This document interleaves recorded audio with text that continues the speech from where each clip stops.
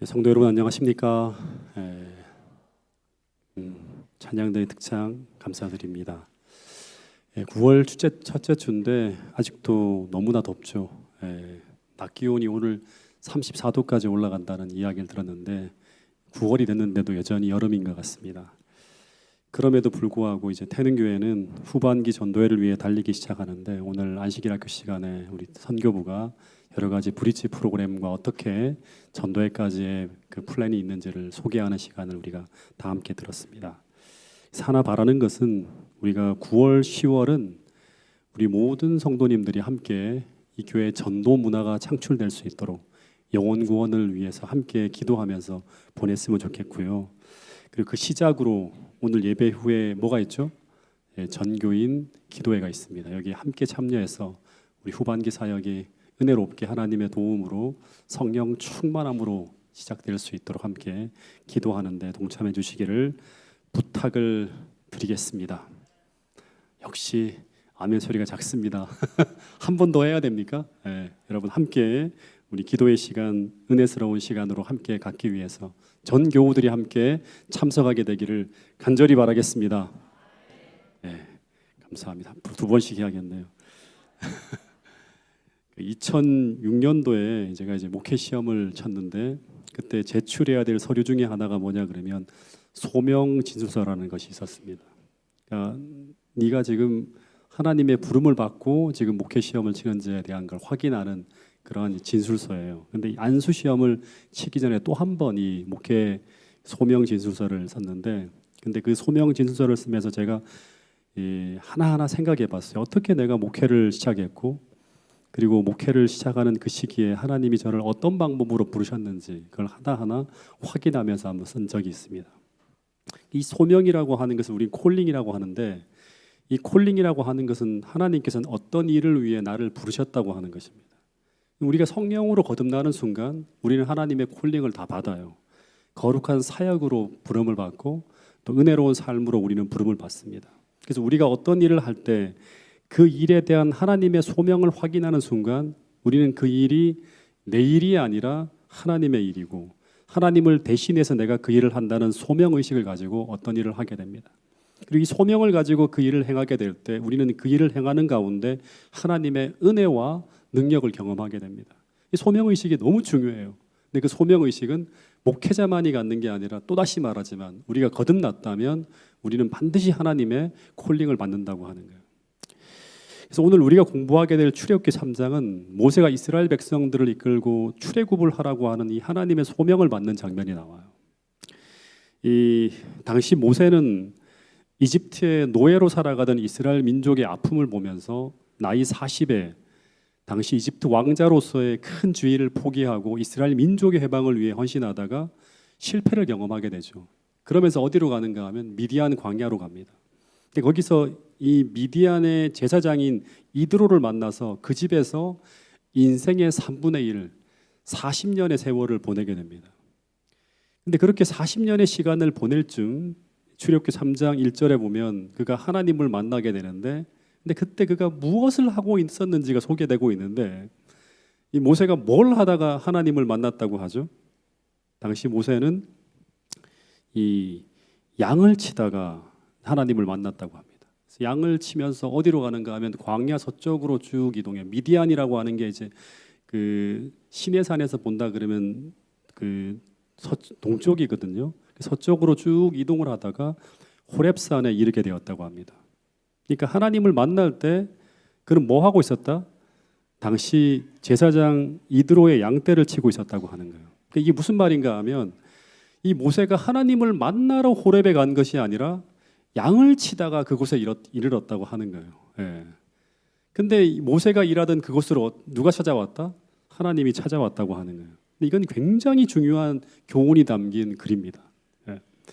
지난 화요일 심재일 목사 설교 때 천국은 마치 밭에 감추인 보화와 같다고 할 때 그 밭이 뭐라고 했죠? 저한테 굉장한 인사이트였습니다. 저는 이게 우리의 마음이라고만 항상 생각하고 있었는데 지난 화요일 날 목사님이 설교하면서 이 밭은 뭐다? 우리의 일상의 삶이라고 했습니다. 근데 이게 어떤 말인가 하면 천국이라고 하는 건 하나님께서 계시는 곳입니다. 근데 그곳이 어디인가 하면 우리 일상의 삶이라고 지난 화요일 날 말씀해 주셨습니다. 근데 모세도 자신의 일상의 삶 속에서 자신에게 맡겨진 그 일을 하다가 누구를 만난다? 하나님을 만났다고 하는 거예요. 이 보통 고대 사람들은 신의 음성을 듣기 위해 수일씩 금식하거나 자기 몸을 괴롭게 하는 고행을 하는 것이 예사였습니다. 이 사진들을 보면 전부 인도에서 신을 만나기 위해 고행하는 사람들의 모습이에요. 어떤 사람은 땅 속에 자신의 신체를 목만 남겨놓고 깊이 파묻힙니다. 며칠째 그 수행을 합니다. 또 어떤 사람은 여기 입술에 보면 고챙이를 뚫어요. 고통을 느끼면서 고행을 합니다. 또 어떤 사람은 과부자의 자세로 며칠씩 금식을 하면서 고통스러운 수행을 하는데, 근데 이런 고통스러운 수행을 하는 이유가 뭔가 하면 다 신을 체험하기 위해, 신을 만나기 위해 이런 일을 한다고 하는 것입니다. 그런데 기독교의 하나님은 그렇게 인간을 찾아오지 않고 많은 경우, 제가 수도 없이 여러분들에게 그 사례를 찾아줄 수 있습니다. 아주 평범한 일상의 삶을 살아가는 가운데 하나님을 만나게 됩니다.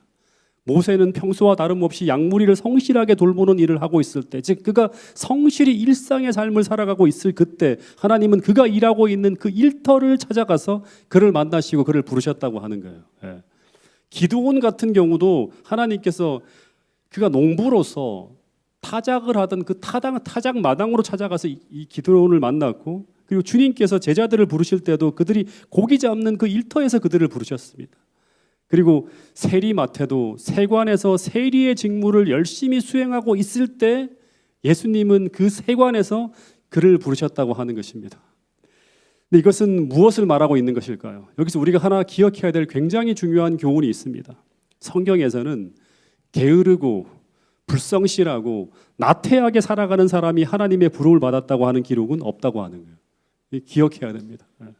또 하나는 오늘 나에게 주어진 그 일상의 삶의 환경은 우리가 하나님을 만나는 뭐가 될 수 있다?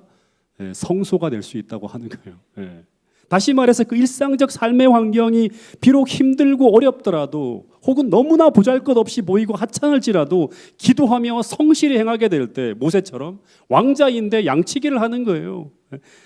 그 기도하면서 하나님과 함께 더불어 동행하며 성실히 행하게 될 때 그곳이 하나님을 만나는 천국이 될 수도 있고, 그곳이 하나님을 경험하는 성소가 될 수도 있다고 하는 사실입니다. 더하여 하나님은 그곳에서 나를 또 다른 사역으로 부르실 수도 있다고 하는 사실이에요. 얼마 전에 우리 장로님들과 함께 독서 토론에서 나눈 책이 이 팀 켈러가 쓴 일과 영성이라고 하는 책이었습니다. 그때 함께 나눈 내용 중에 어떤 내용이 있었는가 하면, 우리에게 주어진 그 일, 거기서는 직업인데요. 근데 제가 생각할 때는 직업만이 아니라 내게 주어진 모든 시간 속에 내가 감당해야 될 일상의 모든 일들이에요. 이 일은 하나님께서 우리에게 맡기신 무엇이다? 내 일이 아니라 하나님의 일이라고 하는 거예요. 팀 켈러는 말하기를 세상에서 하찮은 일은 하나도 없다고 하는 거예요. 이게 굉장히 중요한 인사이트입니다. 그래서 이런 의식으로 살아가면 우리는 무엇을 하든지 그 일이 내 일이 아니라 하나님의 일이기 때문에 무엇을 먹든지 무엇을 하든지 다 무엇을 위해 한다? 하나님의 영광을 위해서 성실하고 진실하게 행하게 되겠죠. 근데 그렇게 살아갈 때 우리는 우리가 일하는 그 일터에서 혹은 일상의 삶에서 하나님을 만나게 됩니다. 왜냐하면 우리가 행하는 그 일은 하나님을 향한 예배가 될 수 있기 때문이라고 하는 것입니다. 더하여 우리는 그 일터에서 하나님을 만나기만 할 뿐 아니라 하나님은 모세처럼 기드온처럼 제자들에게처럼 우리를 더 큰 일을 위해 부르실 수도 있다는 사실을 인식하고, 그곳에서 내게 맡겨진 일을 신실하게 행하는 사람들이 바로 누구인가 하면 그리스도인이라고 하는 것입니다. 여러분, 그래서 내 가정, 내 직장, 교회에서 맡은 내 직분이 다 하나님의 콜링이라고 하는 사실을 우리 모두가 기억하며 신실하고 진실되이 행하실 수 있는 태능교회 모든 성도들이 될 수 있기를 간절히 바라겠습니다. 다시 1절로 돌아가서 이 모세가 양떼를 이끌고 다니다가 본문에 보면 광야 서쪽으로 이끌다가 하나님의 산 호렙에 이르렀다고 하는 이제 말씀이 나오는데요. 근데 이 호렙산이 어디일까요? 제가 시작하다가 실수로 한번 얘기를 해버렸어요. 잘 들으신 분들은 아실 수 있습니다. 출애굽기 19장 11절에 보면 모세는 하나님께서 이스라엘 백성들을 불러서 만난 그 산을 시내산이라고 했어요. 근데 똑같은 장면을 모세가 신명기 4장 10절에서는 그 산을 무슨 산이라고 했다? 호렙이라고 부릅니다. 시내산과 호렙산은 무슨 산이다? 같은 산이에요. 근데 모세는 이 산을 출애굽기 3장 1절에서 하나님의 산이라고 표현했는데, 이 말은 이 산이 거룩한 산이란 말입니다. 근데 왜 이 산이 거룩한 산이 되었을까요? 그 전까지는 거룩한 산이 아니었습니다. 예. 그 이유는 모세가 이곳에서 하나님을 만나게 되었기 때문이라고 하는 거예요. 이것은 야곱이 어떤 들판에서 하나님을 만난 후에 그곳을 뭐라고 이름을 짓죠? 베델이라고 이름을 짓습니다. 베델은 하나님의 집이라는 뜻이죠. 똑같은 경우예요. 이전에는 이름도 없는 평범한 들판이었는데 그곳이 야곱에게 하나님의 집으로 바뀌게 되는데 그 이유는 뭔가 하면 야곱이 그곳에서 하나님을 만났기 때문이라고 하는 것입니다. 다 평범한 장소가 어떤 믿음의 사람이 주관적인 경험을 하고 난 후 그들에게 특별한 장소가 되어집니다. 신의 산이 중요한 장소가 아니라 모세가 하나님을 만났다고 하는 주관적인 경험이 중요한 것입니다.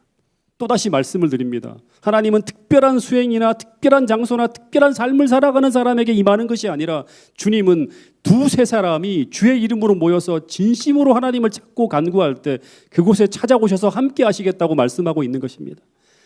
그래서 신의 산이 성지가 아니고 예루살렘이 성지가 아니고 주의 이름으로 두세 사람이 모이는 여러분의 가정이 뭐다?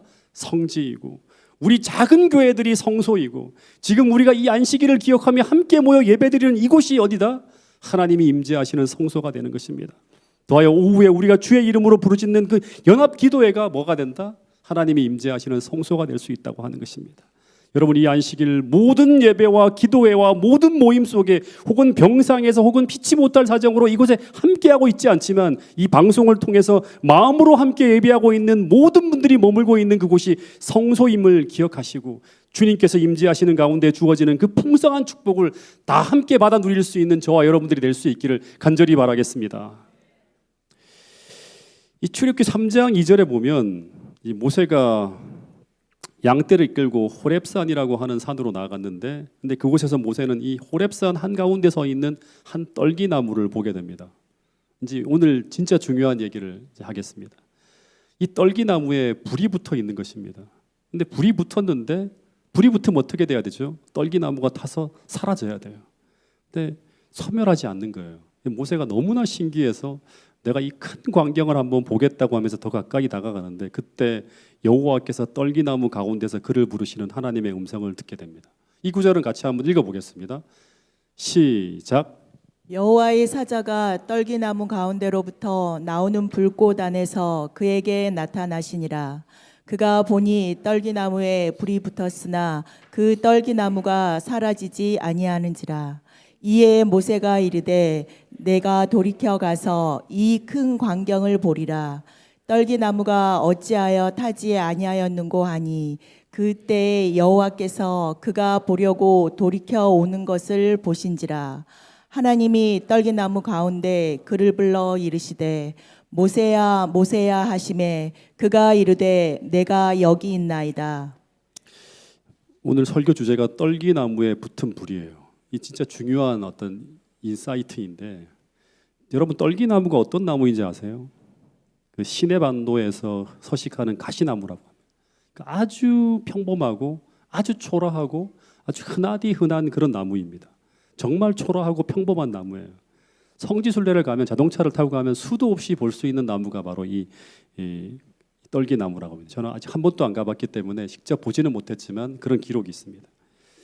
그러니까 날마다 하는 일, 날마다 보는 나무인데 근데 그 평범한 일상에서 특별하고도 이상한 일이 벌어지는 거예요. 그 평범하고 초라한 나무에 불이 붙었는데 이 떨기나무가 화염에 휩싸이는 순간에 이 오그라들고 시커멓게 타들어가야 되는데 그 나무가 타지 않고 그대로 있는 거예요. 그래서 모세가 너무나 신기해하면서 이 놀라운 광경을 보기 위해 다가가다가 거기서 누구를 만나는가 하면 하나님을 만나게 됩니다. 여러분 어느 날 일상적 삶의 환경에서 평소와 다른 어떤 일이 벌어지거나 그 평범한 것들이 전혀 다르게 느껴지게 되는 그런 일들을 통해서 하나님은 우리의 의식을 일상의 삶에서 하늘로 향하게 할 수 있다고 하는 것입니다. 매일 성경을 보는데 근데 이상하게 그날 편 성경 말씀이 평소와 다르게 너무나 뜨겁게 느껴지고 매일 기도하는데 그날은 평소와 다르게 더 큰 은혜로 다가오면서 주체할 수 없는 감동을 느끼게 될 때 그때 하나님은 그 시간을 통해서 우리에게 특별한 말씀을 하실 수 있다고 하는 것입니다. 이것은 하나님께서 우리 가정을 목회로 부르실 때의 방법이기도 했습니다. 제 아내가 평소에 듣던 목사님의 설교가 더 특별하게 들려오고 평소에 읽던 로마서의 말씀이 밤마다 너무나 은혜스럽게 읽혀질 때, 그때 하나님은 우리의 주의를 이 땅이 아니라 하나님께로 향하게 하시고, 그리고 그때 목사님께서 지나가는 말로 그냥 던진 말씀이 뭐냐 그러면, 고재훈 집사님은 그때는 집사였거든요. 목회를 해야 행복한 사람이라고 하는 그 대청소 시간에 교회에 지나가는 말로 평범하게 던진 그 한마디의 말이 우리 부부에게는 우리 가정을 하나님께로 부르시는 하나님의 음성으로 들려지게 됩니다. 여러분, 그래서 계속 반복해서 말하지만 우리는 일상의 삶에서 신실하게 살아갈 때 우리는 그곳에서 하나님을 만나는 특별한 경험을 하게 될 수도 있습니다. 즉 우리가 살아가는 그 삶의 현장이, 또다시 반복해서 말하지만 하나님이 임재하시는 성소가 될 수 있다고 하는 사실입니다. 여러분, 이 불이 뭘 상징할까요? 불은 하나님의 임재의 상징이에요. 출애굽기 19장에 보면 시내산에서 하나님이 임재하실 때 그분은 화염과 연기의 모습으로 나타납니다. 그리고 열왕기상 18장에 보면 엘리야와 거짓 선지자들이 이제 함께 격돌하게 될 때 하나님은 그때 제단 위에 내리는 불로 임재하십니다. 이 불은 하나님의 임재의 상징이에요. 그러면 이 불이 떨기나무에 붙었다고 하는 것은 하나님이 어디에 임하신 거예요? 가시나무에 임재하신 거예요. 여기서 우리는 굉장히 중요한 교훈을 하나 배울 수가 있습니다. 너무나 초라한 나무예요. 불이 붙으면 재로 휘날릴 수밖에 없는 가시나무 안에 하나님이 거하시는 거예요. 다시 말해서 도저히 하나님이 계실 것 같지 않은 곳에 하나님이 계시는 거예요. 폐허의 산에 그 초라한 나무 속에 하나님이 임재해 계시는 거예요. 이것은 무엇을 보여주고 있는가 하면, 첫 번째는 이 엘렌 화이트에 보면 예수님의 모습을 보여주고 있는 것이라고 합니다. 베들레헴 마구간, 가장 초라하고 비천한 장소에 하나님이 계셨어요. 도저히 거할 것 같지 않은 장소, 도저히 임재하실 것 같지 않은 몸, 그 초라한 동네, 초라한 가정, 그 초라한 부모, 더하여 도저히 계실 것 같지 않은 그곳, 그 십자가에 매달려 계신 예수님을 통해서 우리는 누구를 본다? 하나님을 보게 된다고 하는 거예요. 다시 말해 도저히 계실 것 같지 않은 그 만신창이 육신 속에 하나님의 영광의 신성이 담겨져 있다고 하는 것입니다.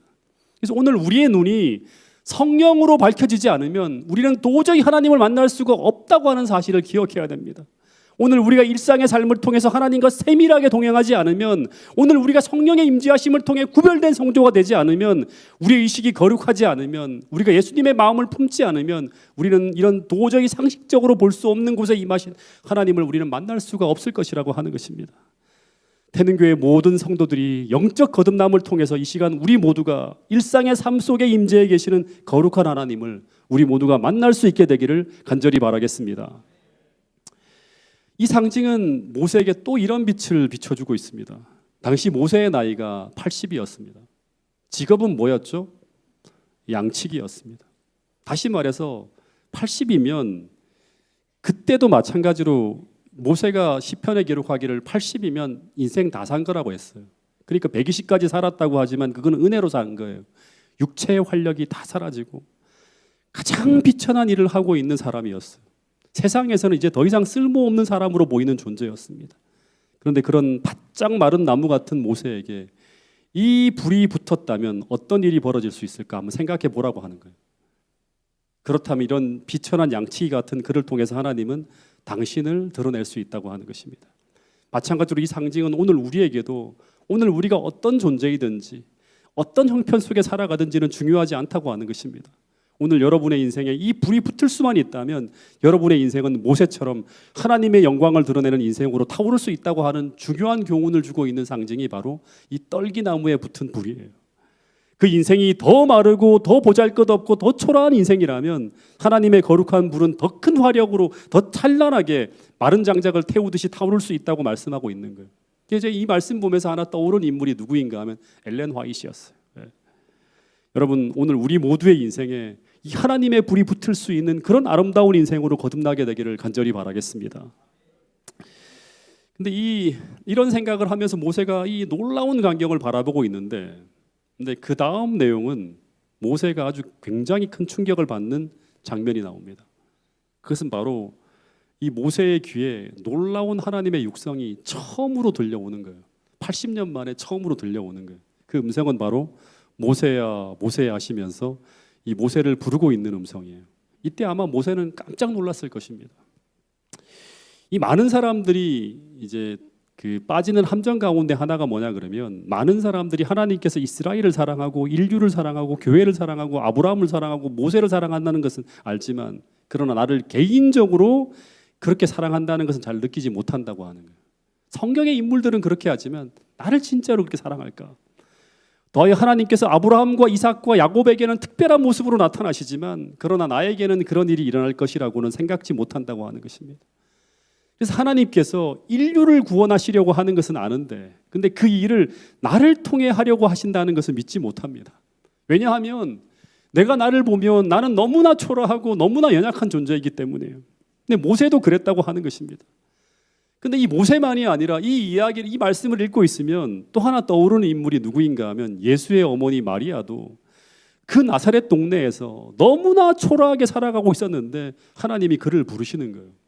근데 어떻게 예루살렘의 그 존귀하고 위대한 사람들, 그렇게 학벌이 좋고 똑똑하고 부자고 존귀한 사람들이 많은데 왜 나같이 이런 하찮은 사람을 하나님은 부르실까? 이런 고민을 했을 것입니다. 근데 하나님은 그 나사렛 동네에서 이름 없는 한 여인을 부르시고 인류 역사상 가장 큰 일을 그에게 맡기셨다고 하는 것입니다.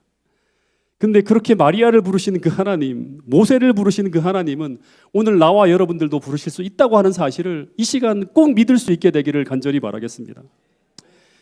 다시 돌아가서 모세가 4절 그 음성을 듣고 내가 여기 있나이다 하면서 막 응답을 하자 5절에 하나님이 이르시되 이리로 가까이 오라고 했습니까? 오지 말라고 했습니까?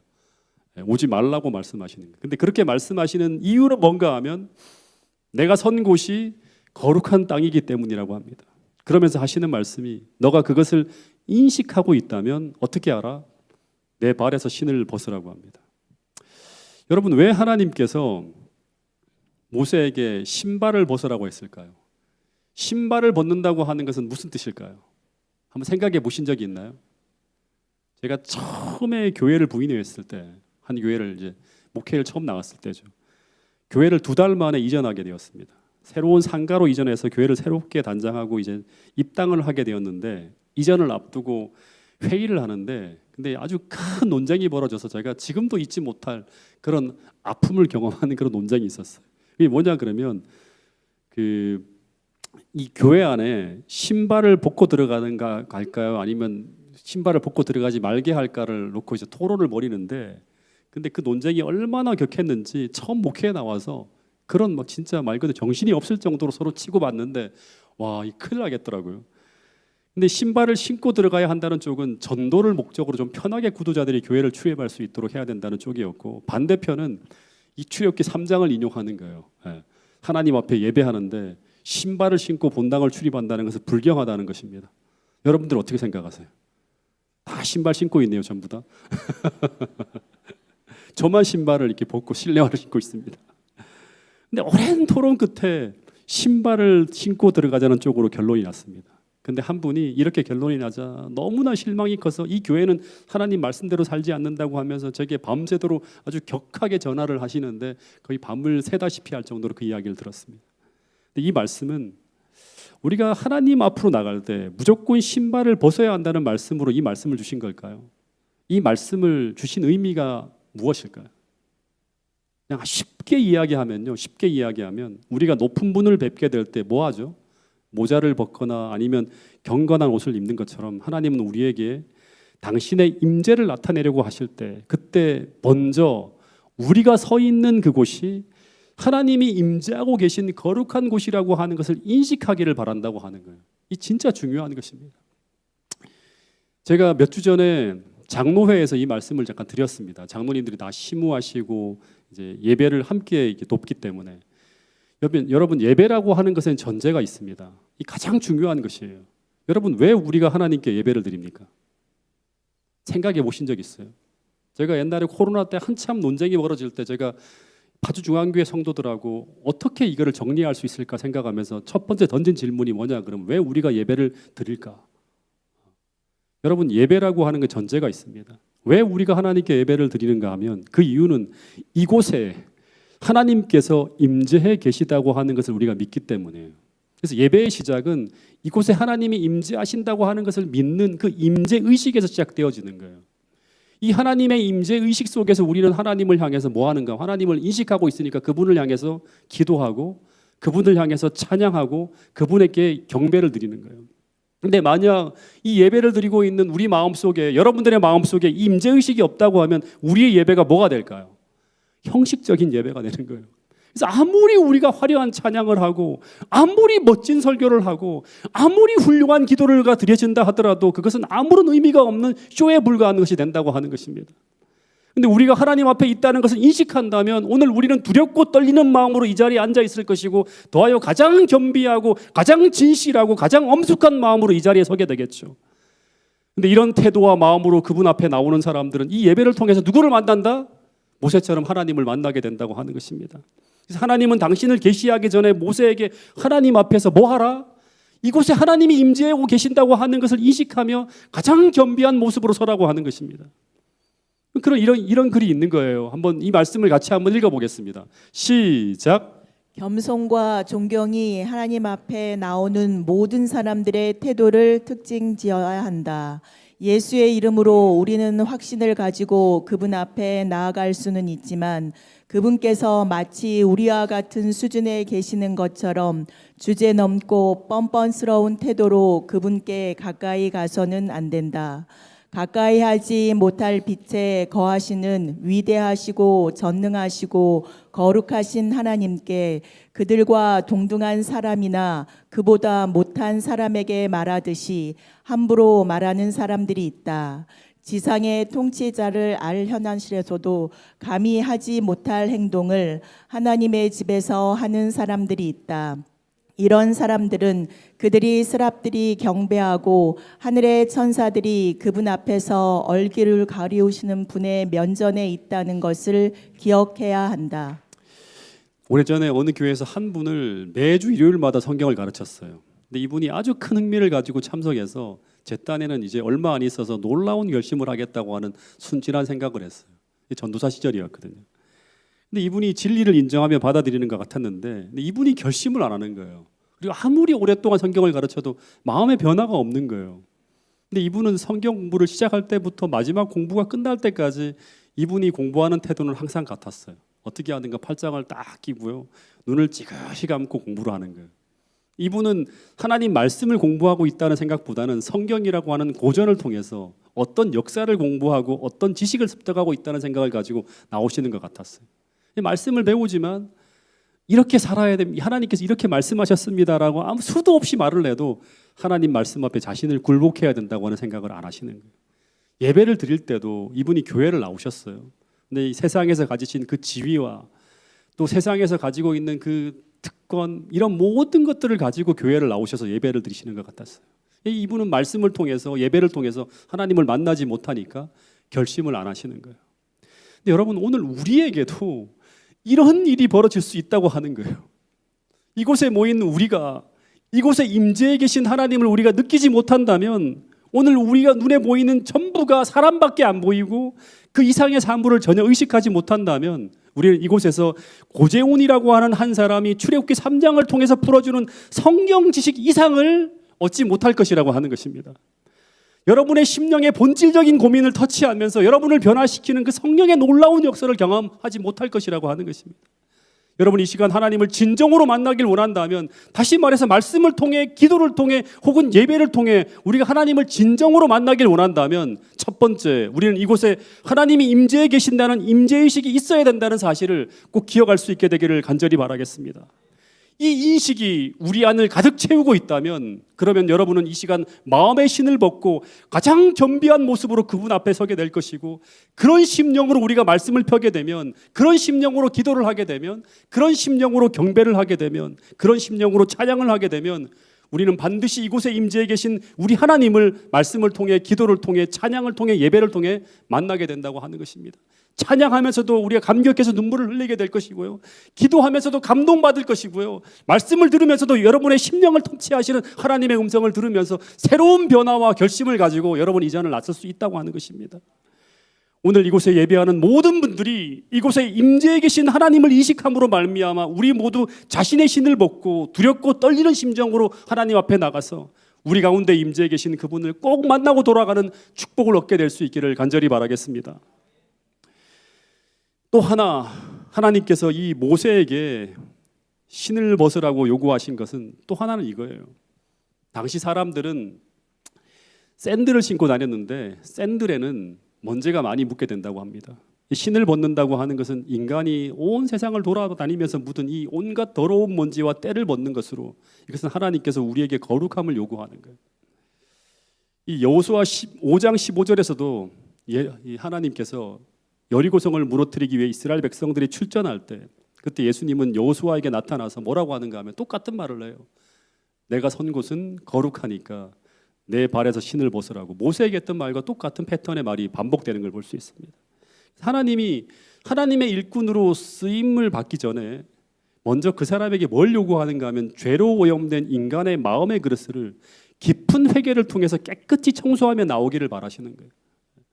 여러분, 세상에는 큰 능력을 가지고 있는 큰 그릇도 있고요, 능력이 작은 그릇을 가진 그런 인물도 있어요. 근데 주님은 큰 그릇도 쓸 수 있고 작은 그릇도 쓸 수 있어요. 그릇의 크기에는 아무런 문제가 없습니다. 근데 하나님이 쓸 수 없는 그릇이 딱 하나 있어요. 그건 바로 뭐냐 그러면 오염된 더러운 그릇입니다. 여러분, 더러운 그릇은 그 오염된 것을 씻기 전에는, 설거지를 하기 전에는 절대 그 그릇을 사용할 수가 없습니다. 오염되어졌다고 하는 건 뭐냐 그러면 연약함이 아니에요. 진실하지 못하고 악한 마음이 가득 담긴 마음을 가진 거예요. 이런 그릇에는 어떤 하늘의 것도 담을 수가 없다고 하는 것입니다. 근데 우리가 어떻게 깊은 회개를 통해서 우리의 마음의 그릇을 깨끗하게 할 수 있을까?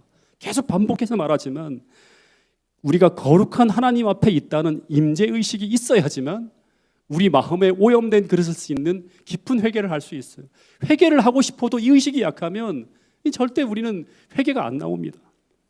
이곳에 앉아 계신 모든 분들이 내가 어떤 분 앞에 서 있는지 또다시 깊이 인식함으로 말미암아 이 시간 때 묻은 마음의 신을 벗고 정결하고 깨끗한 마음으로 하나님 앞에 나가서 여러분에게 말씀하시는 그 하나님의 음성을 들을 수 있는 태능교회 모든 성도들이 될 수 있기를 간절히 바라겠습니다. 시편 24편 3절 4절에 보면 오늘 우리가 하늘 성산에서 그분과 영원한 교제를 하려는 소망을 가진 자들이라면 오늘 우리는 마음의 신을 벗고 이런 마음을 가지고 살아가야 된다고 말씀하고 있습니다. 같이 한번 읽어보겠습니다. 시작. 여호와의 산에 오를 자 누구며 그의 거룩한 곳에 설 자가 누구인가? 곧 손이 깨끗하며 마음이 청결하며 뜻을 허탄한 데 두지 아니하며 거짓 맹세하지 아니하는 자로다. 또 하나 이제 세 번째 신을 벗는다고 하는 의미는 이 마지막 세 번째인데요. 이 모세가 자신의 신을 벗는 거잖아요. 그러니까 그동안은 모세가 자신이 원하는 대로 살아가던 그 삶을 내려놓고 이제부터는 하나님이 주신 신을 신고 하나님이 원하시는 길을 걸어가겠다는 결심을 드리는 거예요. 그래서 모세가 하나님을 만난 이후부터는 거의 삶을 보잖아요. 그 전까지는 이 능동적이고 자기 주도적인 삶을 살았다고 하면 이제는 거의 완전 수동태예요. 수동적인 삶을 삽니다. 주신 말을 하고 주신 능력을 사용하고 주신 뜻대로만 살아갑니다. 그래서 오늘 우리가 하나님의 부르심을 받을 때 그때 하나님 앞에 쓰임 받기 위해서 하나님은 먼저 우리에게 요구하는 게 있어요. 첫 번째는 임재의식을 가지라. 이 코람데오의 삶을 살라고 하는 거죠. 그리고 그 임재의식을 가지고 있다고 하면 세 가지의 순종을 나타내라고 하는 거예요. 첫 번째는 겸손하게 자신을 낮추어라. 두 번째는 깊은 회개를 통해서 마음의 그릇을 깨끗이 하라. 거기에 하나님의 뜻이 담길 수 있죠. 세 번째는 내가 원하는 대로 사는 것이 아니라 주님 주시는 삶을 받아 살기로 결심하라. 이 세 가지를 요구한다고 하는 거예요. 그때 하나님이 그런 마음을 하나님께 이렇게 딱 드릴 때 그때 하나님은 모세에게 주신 것처럼 사명을 주시고 더하여 감당할 능력을 주신다고 하는 거예요. 그래서 하나님이 이제 모세가 이런 이야기를 쭉 듣고 난 다음에 무릎을 꿇고 하나님 앞에 머리를 숙일 때 하나님이 너에게 사명을 주는 이 하나님이 어떤 분인지를 쭉 소개하고 난 다음에 이스라엘을 구원할 계획을 쭉 말씀하시는 이야기가 나옵니다. 여러분, 그래서 때때로 하나님의 구원의 역사가 이 시대에 멈춘 것 같고 우리 눈에 보이는 모든 것들이 다 헝클어진 것 같고 모든 것이 어둡고 침울하게 보여도 하나님의 역사는 멈추지 않고 계속 보이지 않는 곳에서 진행되고 있다고 하는 사실을 기억해야 돼. 이게 출애굽기 1장 2장의 역사 가운데 나오는 이야기입니다. 근데 그 보이지 않는 곳에서 진행되어지는 그 역사가 바로 무엇인가 하면 떨기나무 같은 우리의 삶에 하나님의 불을 붙이는 거예요. 즉 우리가 하나님의 소명을 받을 준비가 되어지게 하는 거예요. 제가 마지막으로 좀 간증을 좀 할 텐데요. 저는 2003년에 우리 가정을 부르시는 하나님의 모습을 기억합니다.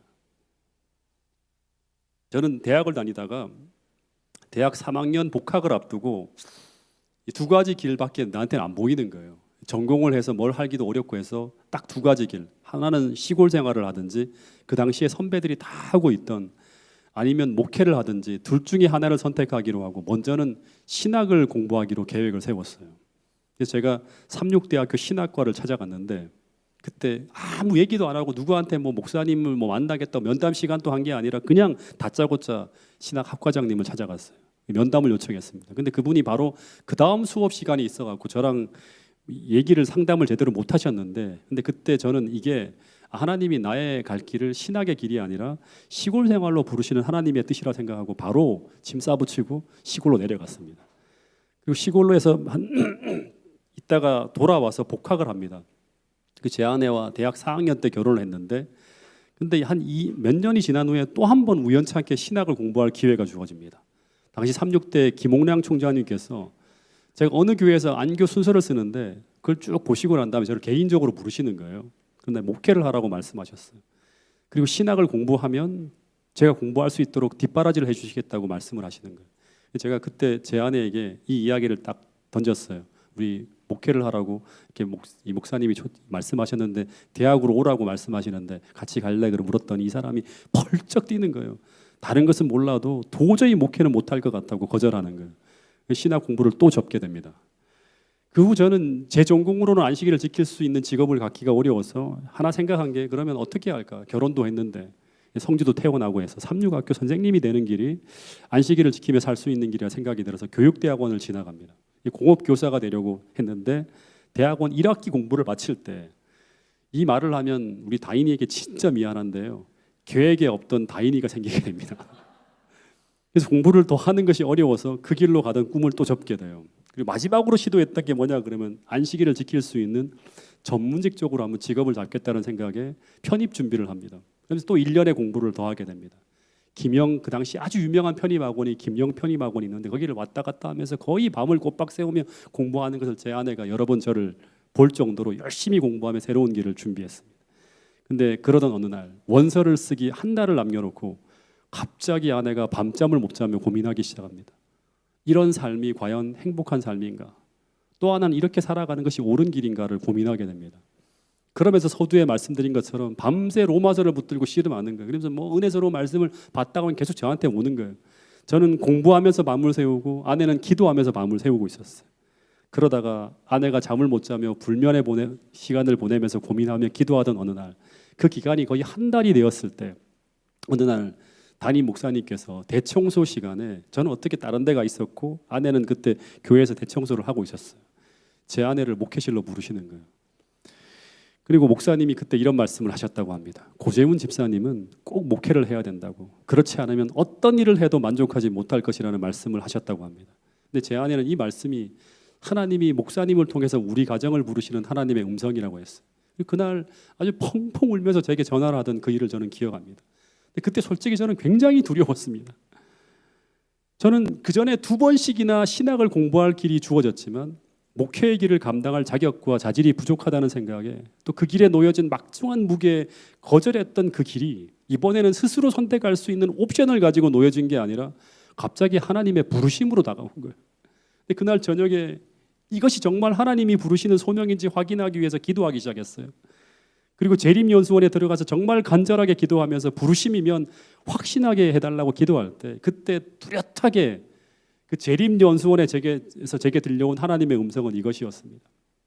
지금은 거의 기도실로 사용하지 않는 그 구기도관 2층 기도실에서 기도할 때 기도 시간 계속 떠오른 게 뭐냐 그러면 저의 자질이나 능력이나 소양이 부족하고 그 길에 서 있는 제 모습을 떠올리면 그 자리가 너무나 제게 어울리지 않고 안 맞는 것 같았고, 더하여 제 아내만 생각하면 아이고 못할 것 같아요. 너무나 여리고 섬세한 사람이나 수많은 사람들을 상대해야 되는 그 사무의 일을 제 아내는 감당할 수 없을 것 같은 거예요.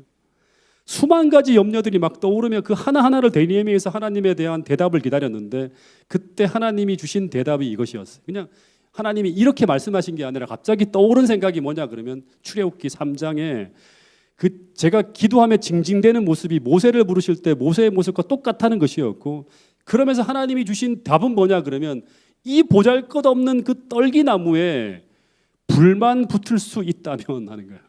하나님은 너를 통해서 영혼을 구원하고 교회를 세우는 그 일을 할 수 있다고 하는 거예요.